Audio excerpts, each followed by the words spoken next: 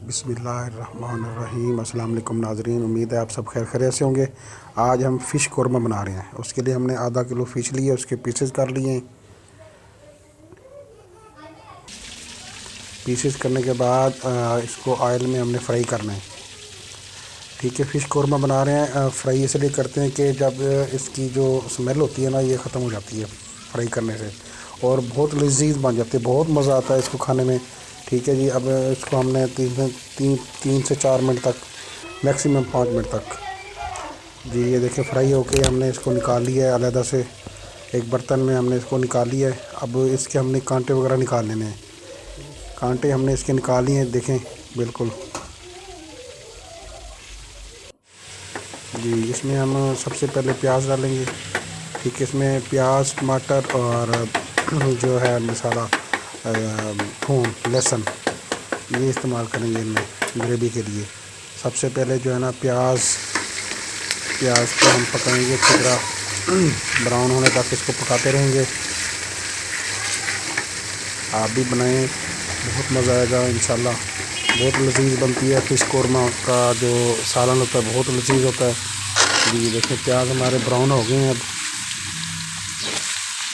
Try कीजिएगा घर में, आप लाजमी कीजिएगा। सर्दियों में ये बहुत ही मुफीद होती है इस तरह की। तो नाजरीन, हम साथ में ना गाजर की खीर तैयार कर रहे हैं।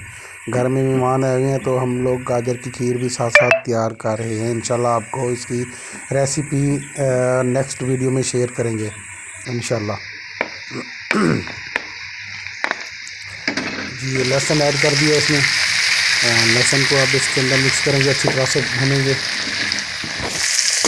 लहसुन और प्याज भूनने के बाद इसमें हम जो है टमाटर है वो ऐड करेंगे। टमाटर ऐड करने के बाद तीनों को अच्छी तरह से भूनेंगे।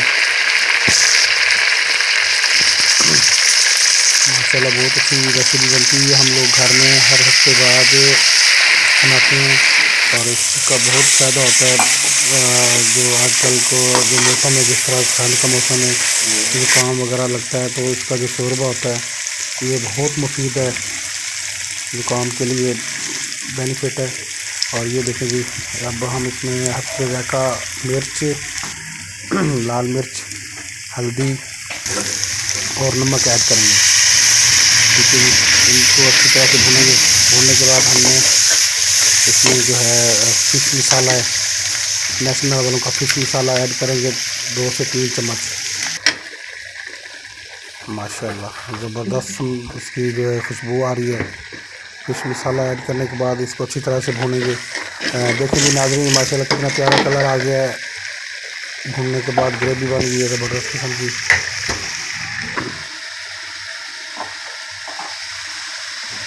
माशाल्लाह माशाल्लाह, सुभान अल्लाह, अल्लाह की कुदरत जनाब जी। ये छोटे छोटे पीसेस कर लिए थे हमने फ़िश के, 1-2 पीस लेकर ना उसके छोटे छोटे पीसेस करके इसके अंदर मिक्स कर दिए, ताकि उसकी ग्रेवी जो है ना अच्छी तरह से मिक्स हो जाए इसके अंदर और गाढ़ी बने।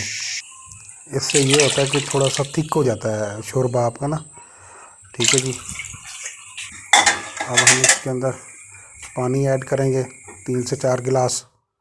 आप जितना ज़्यादा शोरबा रखें रख सकते हैं, कम रखना चाहें कम रख सकते हैं। शोरबे को पकने देंगे, 3-4 उबाल इसको आने तक हम इसको ढाँप देंगे। ढक्कन से ढाँप दिया इसको 3 से 4 मिनट तक।